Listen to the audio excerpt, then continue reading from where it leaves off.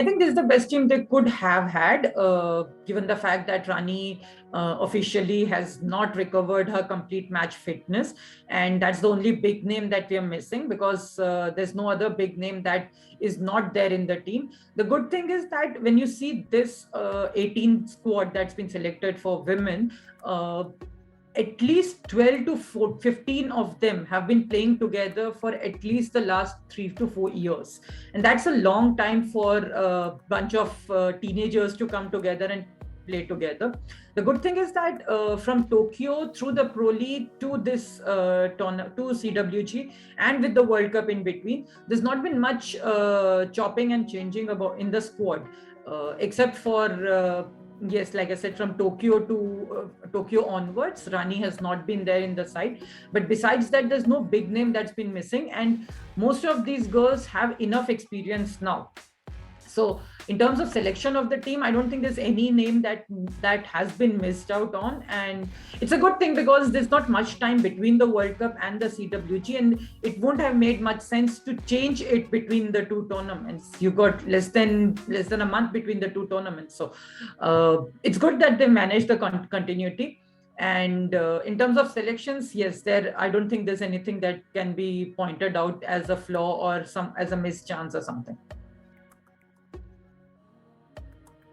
Not really. I mean, yeah, the intensity seems to be more. Maybe there are minor changes in terms of how they train about. But the good thing is that Yaneke was with the Indian team in Tokyo as the assistant coach, and she had been working with the team for at least 6 months prior to that as well.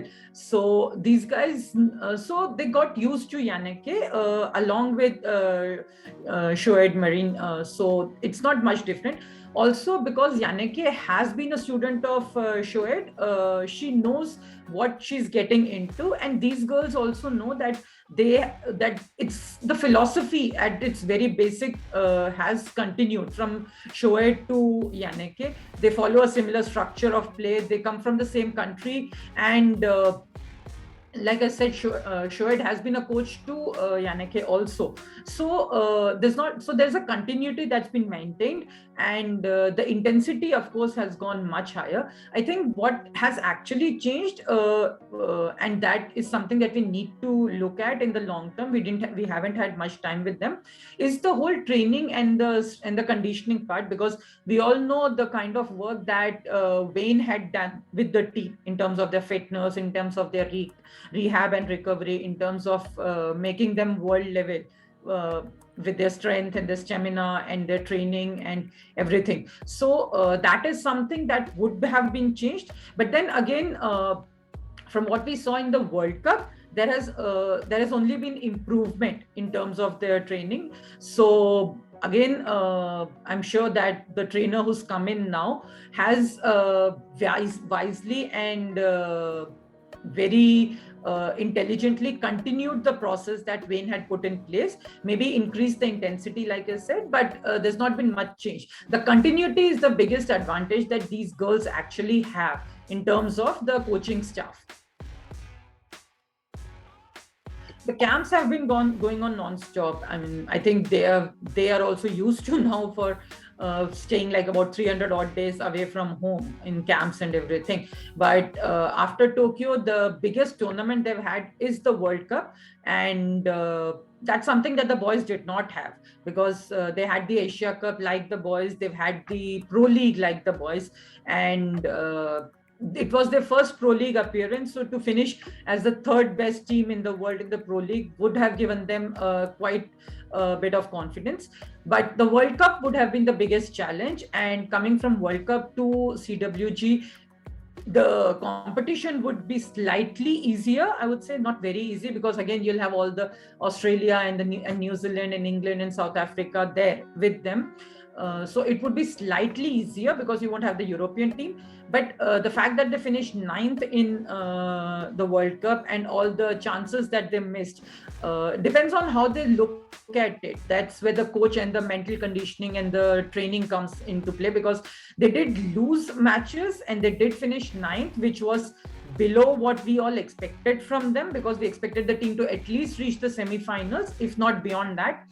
but they could not. And the way they lost those games, that is something that the team needs to look at, and I'm sure they've done that, because the World Cup was a big test for these girls in terms of the leadership quality. This was the first big tournament they were playing without Rani as the captain and without Rani to lead the leadership group. So that did appear to put the girls under pressure, especially up front, the youngsters who, despite all the experience, maybe somewhere missed that guiding light. But that experience would have helped them a lot in how to go about in the absence of Rani in terms of scoring and creating those chances up front. It's interesting that this is one tournament where the women's team has actually done better than the men's team. They've actually won the tournament once in 2002, and they did finish second in 2006 immediately in the next edition. So this is one tournament where they've done actually better than the boys. But then again, it's a tournament where other than those two editions, they haven't really done much, because a team like Australia or England have improved a lot, and the women's team did play catch up post 2006. But now I think they've gradually again gone up to the level where they can challenge these teams, and this time around, and the way they played in Tokyo would have given them a lot of confidence, especially against Australia and New Zealand, two teams that will be there here again. And defeating Australia in Tokyo must be one of the highest points in every player's career in their squad. So that should give them a lot of confidence. But then again, they're playing England in England. So that is a team that they need to watch out for. England were the defending world champions before this World Cup. They won the previous edition. So in terms of historically, yes, the team has done well. But then again, that was a completely different 2002, 2006 was a different era. I know it's just about 10 to 14 odd years, but it was a different era completely. And this is a completely different squad. So yes, what I do expect from them is to at least make the semifinals and then take on from there. Again, making the semifinals as the pool toppers would be a bigger advantage for them, because we can expect Australia from the other side, and if India manage to get the better of England in their pool, because the other teams again will be Wales, Ghana and Canada, so topping the pool would give them a big advantage. They'll not have to play Australia in the semifinals. That should be their target first of all, because making the semi-finals and then playing Australia would be a much tougher task. If they manage to beat England, that would not just give them the confidence to take forward in the knockout rounds, but also help them avoid Australia in the semi-finals. I don't know whether it's strength or weakness, but we do need the other 10 on the field at any given point of time to step up and back Savita, because it's not possible to expect one player to keep coming to your team's rescue every time. And even if she saves every shot at the goal, you still need someone to go ahead and score that one goal to win the game. A 0-0 draw is not going to help you, even if she keeps a clean slate throughout the tournament.